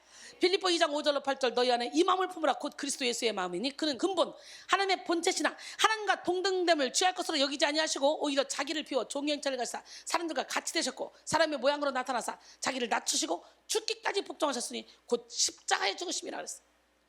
예수님은 피조물을 뛰어넘어 하나님이시면서도 사람들 가운데 가장 낮은 자리를 자처하셨습니다. 위선은 하나님이 우리를 겸손하게 하기 위해서 우리를 낮추셨을 때 그때 깨달아야 되는데 그때 위선이 드러나요. 자신의 위선을 모르는 사람은요 하나님이 낮추실 때 자꾸 높아지려고 합니다. 변명하려고 합니다. 그러나 지혜로운 사람은 하나님이 낮추실 때 낮은 곳으로 내려가서 겸손의 능력을 구합니다. 바다가 시내의 왕이 된 것은 맨 아래에 있기 때문에 저 꼭대기 개울물부터 시작해서 냇물, 강물 할 것이 계속 흘러가서 바다가 그 물을 다 받아주잖아. 그런 것처럼 우리도 교회에서 중직을 맡고 목사님이고 그렇다면 뭐예요? 위에서 군림하는 것이 아니라 바다처럼 참 밑에서 만신창이가 돼서 고통 가운데 헤매다가 온 사람들 모두를 싹 품어서 그들을 고치는 일을 해야 되는 거예요. 그게 먼저 믿는 저와 여러분이 해야 될 일입니다. 할렐루야. 지혜로운 사람은요 하나님이 낮추실 때 낮은 곳으로 내려가서 겸손의 능력을 구합니다. 교만한 사람은 낮은 자에게 주시는 하나님의 능력과 은혜를 알지 못하죠. 그래서 아등바등 내려가지 않으려고 노력합니다. 막 올라가려고. 그러나 겸손한 사람은 낮은 자리에 임하는 하나님의 은혜가 얼마나 크고 얼마나 기쁜지 알기 때문에 자신의 삶을 전적으로 주님께 맡깁니다. 야고보서 4장 6절에 그러나 더욱 큰 은혜를 주시나니 그러므로 일렀을 때 하나님이 교만한 자를 물리치시고 겸손한 자에게 은혜를 주신다 하였느니라 그랬어요. 이어서 예수님은 역설적인 명언을 남기십니다. 이 말씀 속에는 예언이 담겨져 있습니다. 자기를 높이려고 했던 위선적인 바리새인들은 낮아질 것이고 십자가에 죽기까지 자기를 낮추신 예수님은 하나님께서 높이신다는 예언입니다. 그러나 앞으로 되어질 일을 예언하기만 하는 말씀은 아니에요. 하나님은 질서 안에서 사람들의 높고 낮음이 어떤 원리인지를 가르쳐주시는 기가 막힌 진리 자체이십니다. 진리 자체, 진리가 너희를 자유케 하리라 그랬죠. 우리 주님이 진리 자체예요. 주님을 우리의 주인으로 모시면 우리는 자유해집니다. 잠언 29장 23절에 사람이 교만하면 낮아지게 되겠고 마음이 겸손하면 영예를 얻으리라. 오늘 시간에 여러분 겸손으로 무장하는 여러분 모두가 되기를 원합니다. 위선적인 사람은 세상의 논리로 하나님을 해석하는 사람이에요. 하나님 나라에서는요 높아지기 원하면 낮아져야 되죠. 진짜 선한 사람이 되기 위해서는요 나의 약함을 발견해야 돼요. 근데 세상에서는요 높아지기를 원한다면 다른 이들을 깎아내려야 됩니다. 그런데 결국 하나님의 법칙대로 사는 사람이 승리하게 되죠. 이 마지막 때에 자신 안에 위선과 싸우지 않는 성도는 오늘 본문 이후에 위선적인 바리새인들이 만들어내는 모습들이 우리에게 임할 수 있다는 것을 기억해야 돼요. 여러분 세상에서 이렇게 보면 죄를 짓는 사람들이 절 잘 사는 것 같이 보이지만 결국은 그들은 망한 사람들이야. 영혼의 세계를 놓고 본다면 우리는 세상에서 막 가시게 옷을 벗고 어린아이처럼 살다가 바보 취급 받는다 할지라도 우리는 저 영원한 세계에서 영원토록 행복하게 상급받고 살 정말 복받은 사람들이야. 마태복음 23장 13절 15절 화 있을진저 외식하는 서기관들과 바리새인들이여 너희는 천국문을 사람들 앞에 닫고 너희도 들어가지 않고 들어가려 하는 자도 들어가지 못하게 하는도다. 화 있을진저 외식하는 서기관들과 바리새인들이여 너희는 교인 한 사람을 얻기 위하여 바다와 육지를 두루 다니다가 생기면 너희보다 배나 더 지옥 자식이 되게 하는도다 그랬어요. 기가 막히잖아. 열심히 전도해다 놓고 자기보다 열심히 더 신앙생활하면 그걸 또 못 본다. 열심히 전도해다 놓고 자기보다 목사님한테 더 자기가 전도한 사람이 사랑받으면 또 그거 못 산다. 사람들에게 더 인정받지 못 견딘다. 그래가지고 막 이간질한다 중간에 찢어버리고 그런 사람들 많습니다. 정말 무섭지 않습니까? 사랑하는 성도 여러분, 철저하게 나를 주님 앞에서 돌아보며 회개함으로 상처와 정욕으로 만들어진 위선과 가식에게 선전포고를 명하시기 바랍니다. 위선은 떠나갈지어다. 가식은 떠나갈지어다. 선전포고해야 돼. 주님 앞에 여러분의 민낯을 드러내셔 주의 광채를 덧입는 시간이 되기를 원합니다. 있는 모습 그대로, 병든 모습 그대로, 연약한 모습 그대로, 추악한 모습 그대로 그냥 주님 앞에 나가서 보혈의 피로 씻음 받고 생수로 씻음 받고 성령의 불로 태움 받는 시간이 되길 원합니다.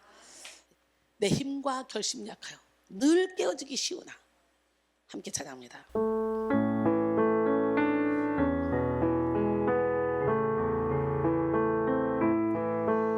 내 힘과 결심 약하여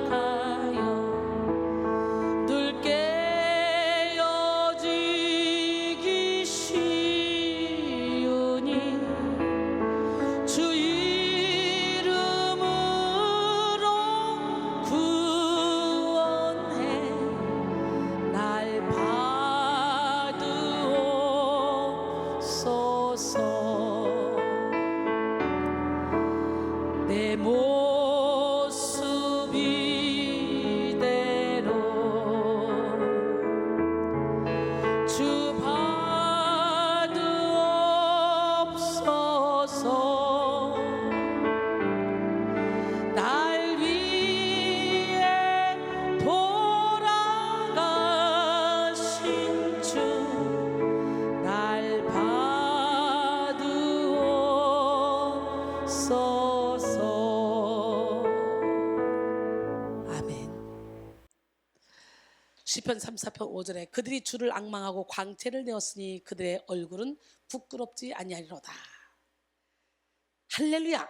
주를 앙망하고 광채를 내었으니 그들의 얼굴은 부끄럽지 않다는 거예요. 오늘 주를 앙망한 자에게 주시는 그 놀라운 힘을 받으시고 하나님을 경외함으로 얻는 그런 치료하는 광선을 받는 시간이 되길 원해요. 시편 80편 7절에 만군의 하나님이여 우리를 회복하여 주시고 주의 얼굴에 광채를 비추사 우리가 구원을 얻게 하소서. 이 시편 기자의 기도가 여러분의 기도가 되기를 원해요. 거짓과 위선으로 가득한 이 말세지 말에 위선과의 싸움에서 넉넉히 승리하는 우리 모두가 되기를 바랍니다. 결론적으로 오늘 우리는요 말세의 죄와의 싸움 테마 5번째 시간 말세의 위선과의 싸움이라는 제목으로 함께 은혜를 나눴습니다. 마지막 때를 살아가는 성도들 중에는요 이렇게 성령으로 시작했다가 육체로 마치는 이들이 너무도 많이 있어요.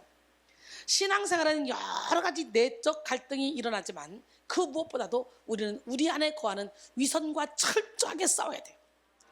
본문을 통해서 구체적으로 알아봤죠? 말세의 위선은 믿음과 행위가 일치되지 않는 모순을 통해 발견된다. 말세의 위선, 그 실체는 교만으로 인한 거품과 허영이다. 말세의 위선은 오직 나를 낮추고 예수님 한 분만을 바라볼 때 승리할 수 있다 라고 말씀드렸어요. 오늘 이 시간에 성령의 검과 예수님의 책망의 말씀을 통해 나를 비추어서 내 안에 위선과 싸워서 승리하는 여러분 모두가 되기를 주님의 이름으로 축원합니다. 네, 하나님 나를 들으소서. 성령 하나님 나를 도우소서. 함께 찬양합니다.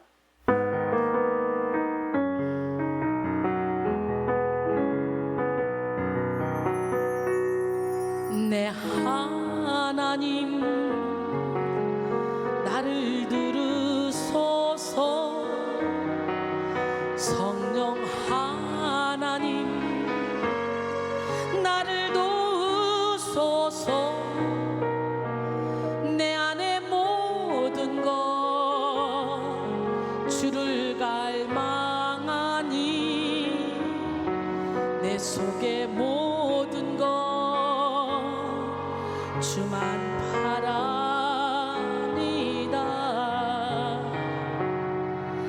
내 하나님 나를 들으소서. 성령 하나님 나를 도우소서. 주님의 손으로 나를 건지소서. 주님의 곁으로 날 이끄소서.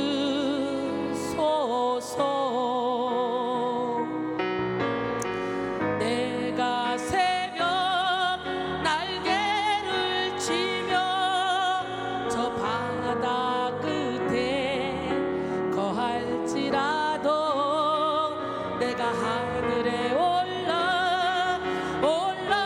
올라갈지라도 주는 거기 계시며 인도하시네. 내가 새벽 날개를 치며 저 바다 끝에 거할지라도 내가 하늘에 올라갈지라도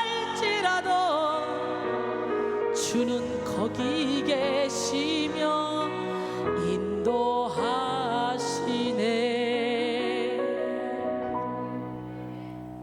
참 이 세상은 험하죠. 근데 이 험한 세상은 지금만이 아니에요. 옛날부터 지금까지 계속 똑같은 방식대로 똑같이 이어지고 있어요. 솔로몬이 그렇게 말하잖아요. 지금 있는 건 옛날에 다 있었던 것들이라고. 근데 참 신기한 건 깨닫지를 못한다는 거야. 우리가 어렸을 때는요, 부모님이 공부하라고 하면 잔소리 또 한다. 아유 저 노인네 또 잔소리야. 아유 징그라. 빨리 집을 나가야지. 막 이런 생각을 하고 있었잖아. 근데 우리가 커보니까 우리 자녀들이 공부하라면 또 어떻게 돼요? 똑같이 하잖아. 공부해. 아니 미리 어렸을 때부터 깨달으면 얼마나 좋을까? 나이 먹고서야 야 학생 때는 공부를 해야 되는구나. 열심히 살아야 되는구나. 그래야 이게 노후를 행복하게 살 수가 있구나. 이 깨달으니까 자녀들에게 행복하게 살려고 살게 하려고 자꾸 공부를 하는데 학생 때는 그게 실감이 안 되는 거예요. 똑같은 세상이 다람쥐 쳇바퀴 돌듯이 그냥 똑같이 돌아가는 것 같아. 인간이 왜 이렇게 무지한지. 솔로몬이 다 연습해놨잖아. 전도서 2장에서 보니까 솔로몬이요 아주 별짓을 다 해봤어. 만족을 한번 얻어보려고 일천궁녀를 거느려 보기도 하고, 술을 신나게 먹고 쾌락을 즐겨보기도 하고, 과수원을 크게 만들어 온갖 과실을 만들고, 또 정원을 아름답게 꾸며보기도 하고, 지혜를 얻어보기도 하고, 아주 사업을 막 크게 넓혀보기도 하고. 아무리 해도 말년에 뭐래요? 하나님을 경외하고 하나님을 섬기라는 거예요. 청년의 때 창조주 하나님을 바라보라는 거예요. 이 모든 것이 헛되고 헛되라는 거예요. 근데 그 헛되고 헛된 것들을 우리는 계속 연습하잖아. 연습할 필요가 뭐 있어? 이미 솔로몬이 실험 다 해놨는데. 우리가 이 세상에서 모든 걸 다 갖는들 솔로몬만큼 가질 수 있겠어요? 이 시간에 빨리 깨지고 부서지고 무너져서 여러분의 초점을 하늘에 두기를 원합니다. 기적의 하나님은 누구 하나님? 이 험한 세상 나 살아갈 동안 우리 함께 찬양합니다.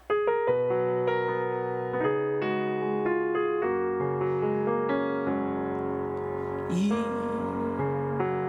험한 세상 나 살아갈 동안 내 주님 가신 길 걸으며 내 주님을 찬양해. 십자가 보혈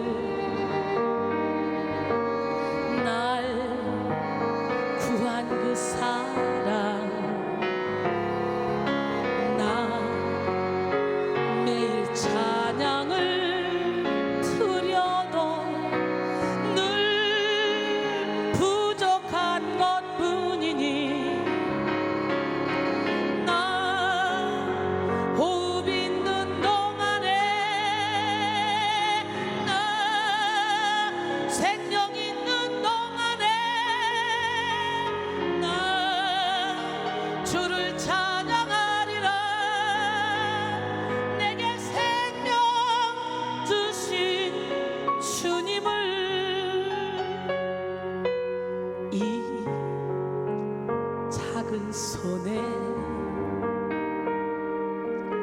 불 밝혀 들고서 이 세상 다시 오시는 내 주님을 맞으리. 내 무거운 짐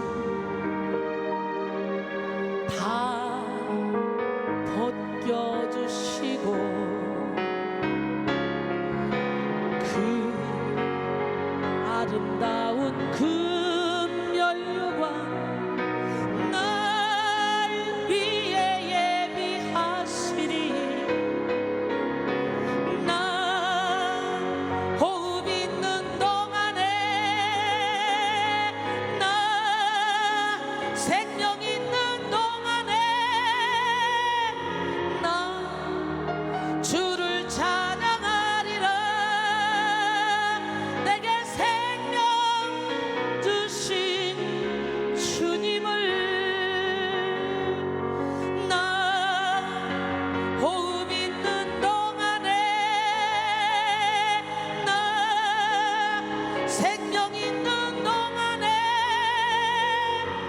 나 주를 찬양하리라. 내게 생명 주신 주님을.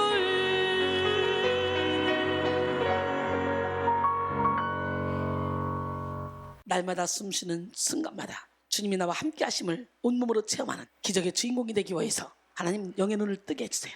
영이 열리게 해주세요. 영적인 마음이 활짝 열리게 도와주세요 하며 함께 찬양합니다.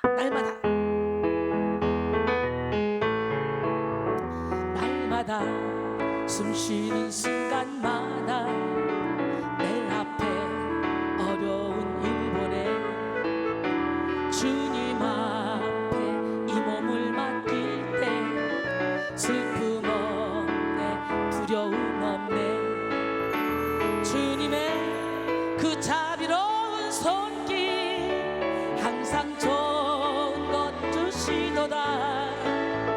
사랑스레 아픔과 기쁨을 수고와 평화와 안식을 날마다 주님의 곁에 계셔 자비로 날 감싸주시네.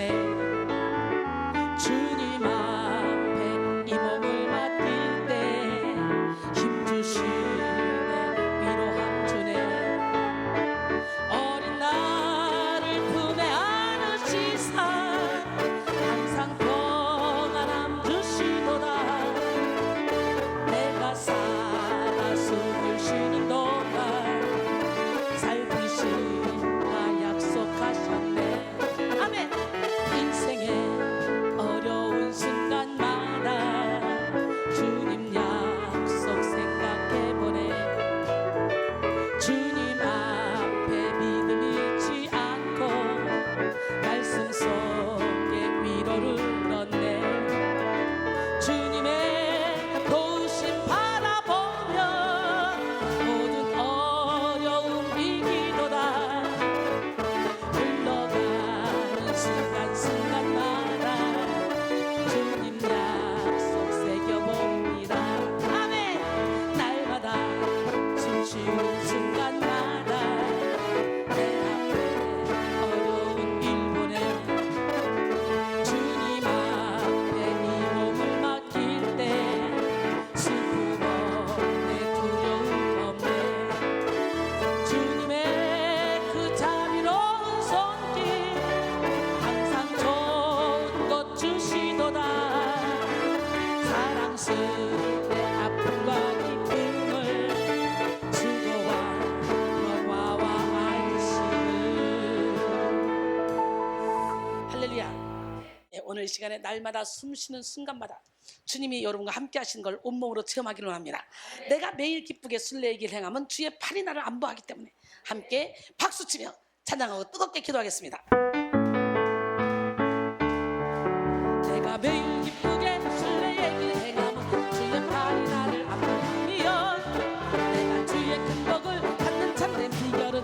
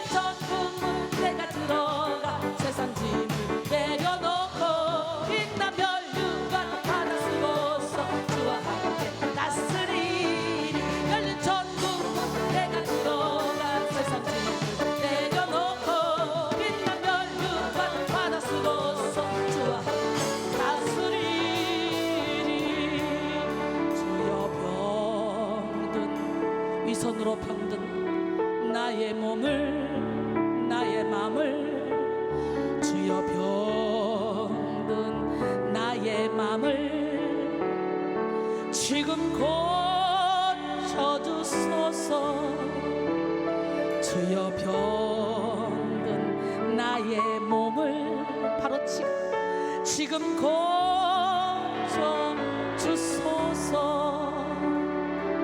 모든 병 고쳐주마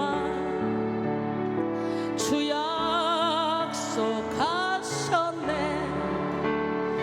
내가 지금 굳게 믿고 주님 앞에 구하오니 주여 크신 권능으로 곧 고쳐주소서. 나의 주님 뜻이라면 나를 고쳐주소서. 머리 위에 기름 붓고 날 고쳐주소서. 모든 것을 다 바치고 간구하는 나의 몸을 지금 주의 약속대로 곧 고쳐주소서.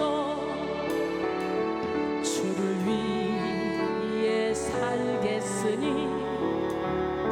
나를 고쳐주소서. 내게 속한 모든 것은 다 주의 것이니 성령이여 강림하사 능력 있는 손을 펴서 나의 몸을 어루만져 곧 고쳐주소서. 나의 병을 고쳐주신 내가 믿사옵니다. 지금부터 영원토록 주 찬송하겠네. 나를 구원하신 말씀 어디든지 전하오니 나의 병을 고쳐주신 참 감사합니다. 나의 병을 고쳐주심. 두 손 들고 참 감사합니다. 나의 병을 고쳐주심. 영혼에게 모든 질병을 참 감사합니다. 이 시간에 위선의 죄에서 해방되게 해달라고 주여 한번 부르고 기도합니다. 주여